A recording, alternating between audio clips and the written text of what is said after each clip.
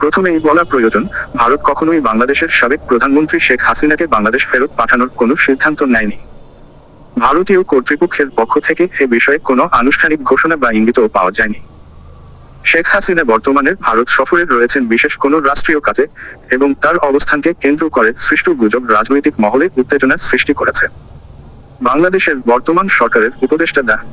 ইউনূস, যিনি দেশের অন্যতম বিশিষ্ট ব্যক্তিত্ব হিসেবে পরিচিত, এই ইস্যুকে ঘিরে কিছু প্রচেষ্টা চালাচ্ছেন বলে শোনা যাচ্ছে। তবে এই প্রচেষ্টা কতটা কার্যকরী বা বাস্তবসম্মত তা নিয়ে বিশ্লেষকরা সন্দিহান।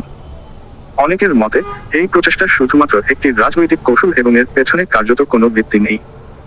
বিশ্লেষকরা মনে করছেন, শেখ হাসিনার জনপ্রিয়তা ও রাজনৈতিক প্রভাবকে ব্যাহত করার জন্য একাধিক ষড়যন্ত্রমূলক প্রচেষ্টা চলছে।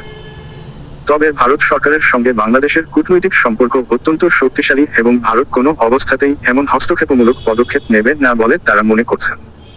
উপসংহার: সর্বশেষে বলা যায় যে, শেখ হাসিনার ফেরত পাঠানোর বিষয়ে যে আলোচনা চলছে তা সম্পূর্ণ ভিত্তিহীন। ভারত বাংলাদেশ সম্পর্ক এবং শেখ হাসিনার বর্তমান অবস্থানকে ঘিরে প্রচলিত গুজবের প্রতি আমাদের আরও সতর্ক থাকা উচিত। এবং ডা. ইউনূসের প্রচেষ্টা যদি কোনো রাজনৈতিক কৌশল হয়, তবে তা সফল হবে কিনা তা নিয়ে প্রশ্ন থেকেই যায়। ধন্যবাদ আমাদের সঙ্গে থাকার জন্য। রাজনীতি ও আন্তর্জাতিক সম্পর্কের এমন আরও গুরুত্বপূর্ণ বিষয়ে আপডেট পেতে আমাদের চ্যানেলের সঙ্গেই থাকুন।